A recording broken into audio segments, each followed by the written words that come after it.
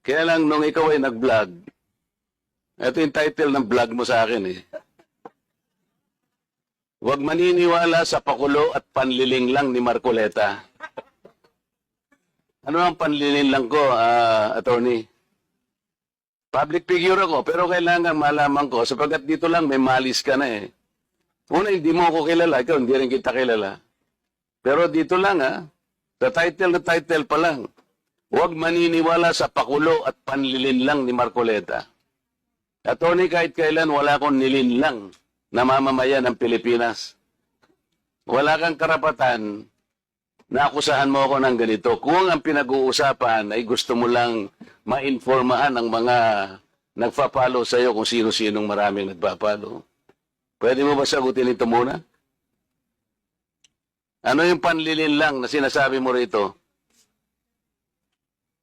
Marami na po kasi akong naging hindi ko ano yung particular na Ito pakikita ko sa iyo, ayan hindi ko po alam kung anong particular doon na Attorney, gumawa ka ng vlog. yes po, ako po Responsibilidad mo sa public ito, lalong-lalo na yung naniniwala sa iyo.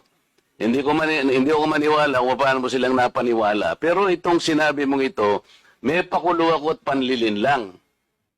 Ito yung sagutin mo. Hindi ako naniniwalang hindi mo naalala ito. Mr. Chair. Mr. Chair. Actually po, doon yata yan sa rally ng Iglesia ni Cristo na naging subject din ako po ng programa ninyo sa yung dalawang pong kasama Honorable Congressman Marcoleta. Ako po yung naging subject nyo doon ni Saganang Mamamayan. Kasi ako yung nag-comment na sabi ko, dapat yung Iglesia ni Cristo kung talagang malaki yung mobilization nila, doon nila gawin sa Luneta, huwag sa Liwasan. Yun yung kasi, pag sa Liwasan... Attorney, huwag mong nililihis ang usapan. Ang Hindi, yun po pinag-usapan yung panlilin lang na sinasabi mo at pakulo. Walang kinalaman yung rally ng INC dito.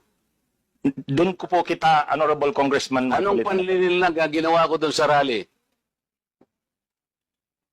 Yung po yatang speech nyo doon Hindi sa pa yata, kailangan siguruhin mo. Nagsalita ko doon, anong parte ng speech ko ang nilinlang ko ang mamamayang Pilipino? Honorable Congressman Marcoleta, yung reaction ko po yata yung speech nyo po doon sa Ano stage. nga, kung alam mo yung speech ko, ano yung panlilinlang doon? Tingnan ko po dito sa ano ko kung ano yung ang dami ko na po kasing naging content tungkol Ay, dito. hindi ganun.